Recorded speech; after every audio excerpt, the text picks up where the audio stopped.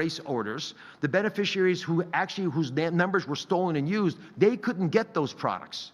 Imagine if you're at an insulin pump and someone steals your number and orders an insulin pump fictitiously, bills Medicare, and then you come and try to get this to deal with your diabetes. You don't get it. That actually... Stop scrolling. Imagine needing an insulin pump to survive, but you can't get one because a fraudster stole your number and billed the government for a device that doesn't exist. This isn't a movie. It's the massive billion-dollar reality behind the latest federal freeze. Stick around because what they found in these medical billing offices is going to leave you speechless. Equipment. Most of you have not thought much about this category. These are the folks who they serve wheelchairs, canes, they sell knee braces, catheters, Foley catheters. Durable medical equipment suppliers, because they ship prostheses and these items, they're a great target for fraudsters. Here's what they do. They can steal the beneficiary number and they never ship the product. They pretend to ship the product, but nothing ever gets sent out. So there's no cost of goods sold, there's no inventory, there's no payroll, no one works in the place, it's empty. But they generate millions of dollars of fake bills. There was a national DME fraud scheme that generated $1.1 billion recently in fraud. Wait, did you catch the part about the empty offices? Dr. Oz is laying out a scheme here that is honestly mind-blowing.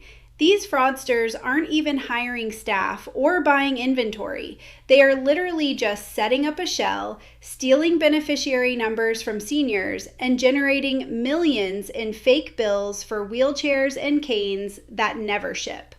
Look at the scale of this. Over $1 billion in just one national orthotic brace scheme.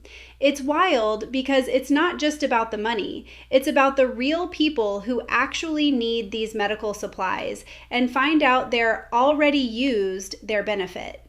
It makes you realize why the administration is finally turning the screws. If there's no payroll and no products, how did this go unnoticed for so long? It's a total breakdown of the system that's supposedly there to protect the most vulnerable people in our society. Check out how he explains the lack of inventory. That's the smoking gun right there. To temporarily halt certain amounts of Medicaid funding that are going to the state of Minnesota in order to ensure that the state of Minnesota takes its obligations seriously to be good stewards of the American people. That right there is the heavy hitter. JD Vance just dropped the hammer on Minnesota, freezing $259 million in Medicaid funds. He's calling them out for failing to be good stewards of taxpayer money. You can see he's not mincing words here. It's a massive signal to every other state that the war on fraud is officially moving from rhetoric to actual financial consequences. What's interesting is the 60-day ultimatum he mentions later. He's essentially saying, prove you're actually checking if services are provided or the money stays frozen. It's a bold move because, as you can imagine, the pushback from state officials is already intense. But when you're talking about $18 billion in total funds, with half of it potentially being fraudulent, the business as usual approach clearly isn't working anymore.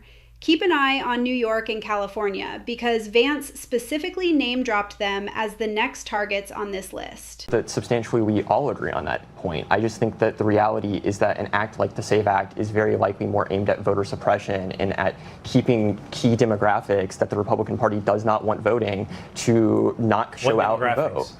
I think very often minority demographics. That's not true. No. So this is the thing where the suggestion is it's going to keep the black vote down. I've got two black panelists here. Ajwa? That's not true. Do you have ID and proof of citizenship? Yeah, and if I need a copy of my birth certificate, it's just a matter of going online or going up to the department and asking for it and showing my information to get it. I mean, to say that it would negatively affect a minority group because they're somehow not educated enough to get these documents is completely outrageous. Annie? This panel moment is pure gold. You've got a white liberal guest trying to argue that minority demographics are essentially being suppressed by voter ID laws, and the response from the Republican woman on the panel is a total reality check. She points out how incredibly insulting it is to suggest that people of color aren't educated enough to get a birth certificate or go online for documents. Look at the body language here. She's not having it. It highlights a massive cultural disconnect we see in the news constantly.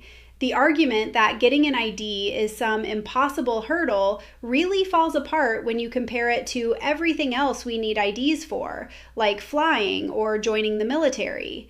Even the Democrat on the panel, Jude, ended up raising his hand in support of the SAVE Act once the actual requirements were explained. It shows that when you strip away the political talking points and just look at the requirement, ID and proof of citizenship, the vast majority of people, regardless of party, actually think it's a no-brainer. Cheating is rampant in our elections. It's rampant. It's very simple. All voters must show voter ID. All voters must show proof of citizenship in order to vote. And no more crooked mail-in ballots except for illness. Trump is doubling down on the Save America Act here, and the crowd is clearly electrified. He's hitting on the 3 pillars his base has been asking for: mandatory voter ID, proof of citizenship, and the end of most mail-in ballots. What's striking is the statistic he cites: 89% support, including a huge chunk of Democrats. Whether that number is exact or not, the polling trend is definitely moving in that direction. People want to feel like their vote is sacred and secure. By framing it as a Save America move, he's tying election integrity directly to the survival of the country. He's also making a very specific exception for the military and the disabled, which is a strategic move to blunt some of the suppression criticisms. It's a high-stakes play for the midterms, and he's making it very clear that this is going to be a central theme for the administration moving forward. If this bill actually hits the floor, it's going to force a lot of politicians to make a very public choice. Fraud is officially on notice. Do you think freezing state funds is the right move, or is it too risky for families? Drop a comment below and let's talk about it.